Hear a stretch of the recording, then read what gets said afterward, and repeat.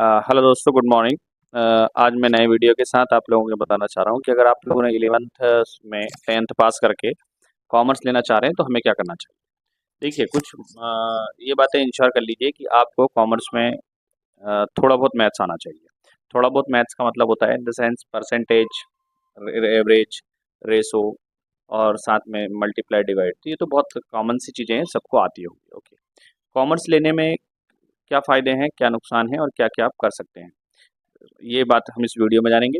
Next ये कि commerce में हम लोगों को क्या अपॉर्चुनिटीज़ हैं और क्या फील्ड्स हैं, ठीक है। तो सबसे पहली बात करते हैं कि कॉमर्स लेने के फ़ायदे क्या हैं। सबसे पहला फ़ायदा है कि आप लोगों को कॉमर्स में सिलेबस थोड़ा छोटा होता है।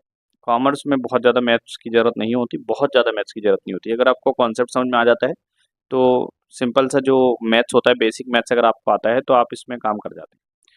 अच्छा, इसके लेने के जो ये फ़ायदे हुए कि सिलेबस छोटा होता है, इज़िली आप लोगों को मैथ्स की दिक्कत नहीं होती और इसमें जो है जॉब की अपॉर्चुनिटीज़ बहुत ज़्यादा होती हैं, बहुत वास्ट फील्ड होता है। मतलब ऐसा कोई फील्ड नहीं होता जहाँ पे कॉमर्स के बंदे को हायर नहीं किया जाता हो। लेकिन अब नुकसानात या फिर इसके जो लिमिटेशंस या कुछ वीक पॉइंट्स क्या हैं? एक तो ये है कि यार इसमें ना आप जैसे प्रोडक्शंस और साइंस के फील्ड में या साइंस से रिलेटेड जॉब के लिए आप कट जाते हैं। तो जो साइंस का बंदा है, जैसे मैथ्स वाला बंदा है, वो कॉमर्स के फील्ड में एंटर कर जाता है, लेकिन आप मैथ्स के फील्ड में एंटर नहीं कर पाते हैं। ओके, ठीक है। अब मैं आगे बढ़ता हूँ कि जॉब अपॉर्चुनिटीज़ क्या-क्या होती हैं। तो सबसे पहले बहुत अच्छा जो फील्ड माना जाता है कॉमर्स वाले लोगों के लिए, वो जिस चीज़ को लेके ध्यान में रख के कॉमर्स लेते हैं, वो होता है सीए, चार्टर्ड अकाउंटेंट। बहुत ही ग्लैमरस जॉब होती है, लेकिन चार्टर्ड अकाउंटेंट एक ऐसा फील्ड है जहाँ पे आपको बहुत मेहनत करना पड़ती है, एग्ज़ाम निकालने के लिए भी और नौकरी में भी बनने के लिए भी। और खैर चार्टर्ड अकाउंट बहुत बड़ी बात है ना। मतलब अच्छी खासी पैकेजेस होते हैं इसके। ये मान के चलिए आईएएस आईपीएस के भी ऊपर इसकी वैल्यू होती है और भी और भी हायर मतलब वैल्यूबल जॉब्स हैं। उसके बाद आता है सीएस, कंपनी सेक्रेटरी। ये भी बहुत वैल्यूबल जॉब है। उसके बाद हम देखते हैं कि अगर आप जो है कॉमर्स लेने के बाद आप बीकॉम करते हैं और बीकॉम करने के बाद आप इजीली कहीं भी बैंक की में कई सारी नौकरियां निकलती हैं।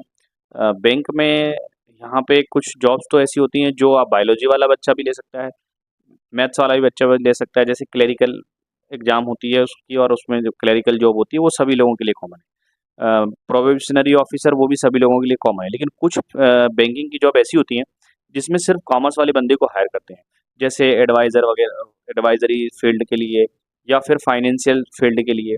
ओके, तो ये तो बात बात हो गई बैंकिंग सेक्टर में आप आसानी से जॉब इसमें गेन कर सकते हैं।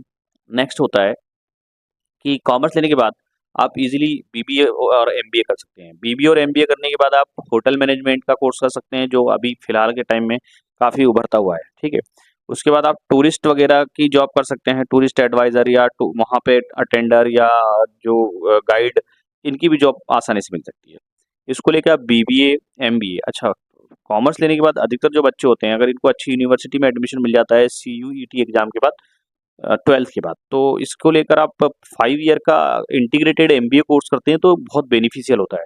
मतलब अच्छी पैकेजेस की जॉब मिल सकती है इसके बाद आपको। और फिर अगर देखें तो कॉमर्स लेने के बाद आप एलएलबी के फील्ड में जा सकते हैं। 12th के बाद 5 साल का बीए एलएलबी का कोर्स होता है जो काफ़ी बेनिफिशियल होता है। या फिर आप बीकॉम करके एलएलबी कर सकते हैं, जो भी आपके लिए बेनिफिशियल हो सकता है। यानी आप लॉयर भी बन सकते हैं।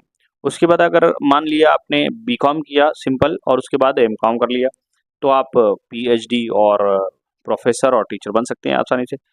ठीक है, तो ये कॉमर्स से रिलेटेड फील्ड थी। अच्छा, कॉमर्स को लेकर किसी भी फील्ड में, हर फील्ड में office work, management, advisory, law के लिए फील्ड और मतलब हर ऑफिस में, चाहे वो प्रोडक्शन ऑफिस हो, कंपनी हो, फैक्ट्री हो, इंडस्ट्री हो, हर जगह टेली का काम हो आना वाले बंदे की रिक्वायरमेंट रहती रहती है। ऑफिस में जो वर्क करने वाले वर्कफोर्स होते हैं वहाँ पे भी कॉमर्स वाले बंदे की रिक्वायरमेंट रहती रहती है।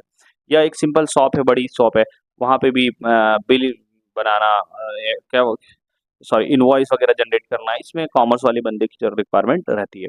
तो कॉमर्स में काफ़ी जॉब अपॉर्चुनिटीज़ हैं, लेकिन बस वीक पॉइंट यहाँ ये है कि इसमें जो है गवर्नमेंट के लिए आपको इतना बहुत ज़्यादा चांस नहीं है। लेकिन अच्छा, जो प्राइवेट जॉब होती है वो भी हाई पेड सेल जॉब्स होती हैं, ठीक है। और कॉमर्स में सिलेबस छोटा होता है। तो अगर आप कॉमर्स लेने का सोच रहे हैं और आपने मन बना लिया है, तो इसमें ध्यान रखें इस बात का कि कॉमर्स में 3 सब्जेक्ट आपको लेने हैं। एक तो लेना है अकाउंट जो मेन सब्जेक्ट होगा, एक बीएस वो भी मेन सब्जेक्ट होगा। अब जो तीसरा सब्जेक्ट होता है उसमें या तो आईपी सब्जेक्ट आता है या फिर इकोनॉमिक्स आता है। अब इसमें से अब आप लोगों को सिलेक्ट करना है कि आईपी लेना है कि इकोनॉमिक्स लेना है। आईपी में एक फायदा ये होता है कि इसका सिलेबस छोटा है, ये कंप्यूटर से रिलेटेड है, तो आप 12th के बाद कंप्यूटर से रिलेटेड कोई जैसे बीसीए के लिए एलिजिबल हो जाते हैं। और अगर आप इकोनॉमिक्स लेते हैं तो फिर इकोनॉमिक्स लेने वाला बंदा जो है बाद में बीसीए वगैरह शायद उसमें अभी कुछ बेन है, तो हाँ, आईपी लेने में आपके परसेंटेज बूस्ट हो जाएंगे 12th क्लास में, है ना। इकोनॉमिक्स का जो होता है परसेंटेज का थोड़ा सा इशू रहता है, लेकिन हाँ, अगर आप 12th के बाद पीसीएस के फील्ड में जाना चाहते हैं, आईएएस आईपीएस के फील्ड में जाते हैं, सिविल सर्विसेज में जाना चाहते हैं, तो फिर आप इकोनॉमिक्स लेना जो बेहतर होगा।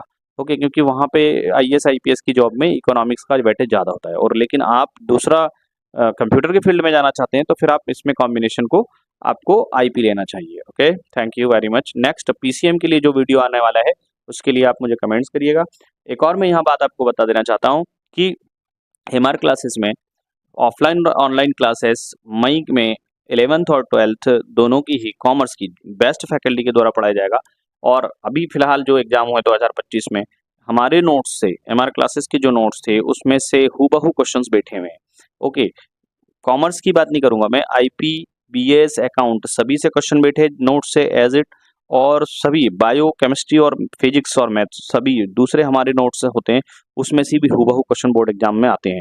क्योंकि हमारे यहाँ की जो फैकल्टीज़ हैं वो बहुत ही वेल एक्सपीरियंस्ड हैं, काफ़ी टाइम से पढ़ा रहे हैं सब लोग, और मेहनती हैं।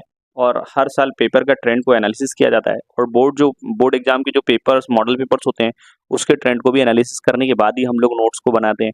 तो आप लोग इनरोल होइए, और 16 अप्रैल से फिजिक्स और इनको लेकर जो बेसिक क्लासेस हमने फ्री लॉन्च की है उसमें भी इनरोल करिएगा। और उससे पहले आके आप स्टार्टिंग में ही हम लोगों से रजिस्ट्रेशन करा लीजिए, क्योंकि सीट हमारे यहाँ लिमिटेड होती है। ओके, ताकि आप लोग असुविधा से बच सकें। Thank you very much.